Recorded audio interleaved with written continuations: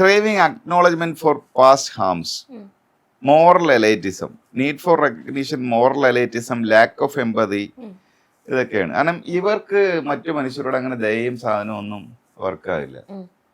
വേറൊന്ന്, ഇവര് പഴയ കാലത്തിന് തെറ്റുകളെയും അനീതികളെയും പറഞ്ഞുകൊണ്ടേയിരിക്കും. അവർക്കൊരു അതിനകത്തുനിന്നൊരു സൊല്യൂഷനോ ഒരു ക്ലോഷറോ വേണ്ട. അവരിതിനെ ഒരു ആയുധമാക്കി ഇങ്ങനെ പറഞ്ഞുകൊണ്ടേയിരിക്കും.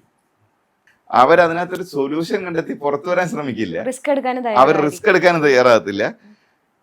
അവരുടെ കംഫർട്ട് സോണിനകത്ത് നിന്നുകൊണ്ട് അവരിങ്ങനെ എന്നെ ഇവരെല്ലാം കൂടി ഇങ്ങനെ ചെയ്തുകൊണ്ടിരിക്കുകയാണ് എന്ന് പറഞ്ഞുകൊണ്ടിരിക്കും. ഇത്തരത്തിലുള്ള ബിഹേവിയറൽ പാറ്റേൺ ഉള്ള എത്ര കണ്ടസ്റ്റൻസ് ഉണ്ട് അകത്തെന്ന് തോന്നുന്നു? ഫുള്ളി നോക്കുകയാണെങ്കിൽ അനീഷ് ഒരാൾ മാത്രമാണുള്ളത്.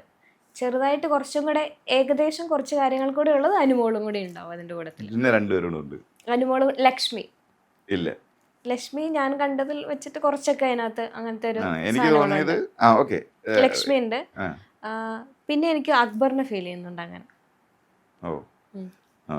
എനിക്ക് തോന്നി ഇറക്കിയെന്നറിയാമോ? Number 1 Aneesh is executing it perfectly. Number 2 Anumol, number 3 Adila, number 4 Noora.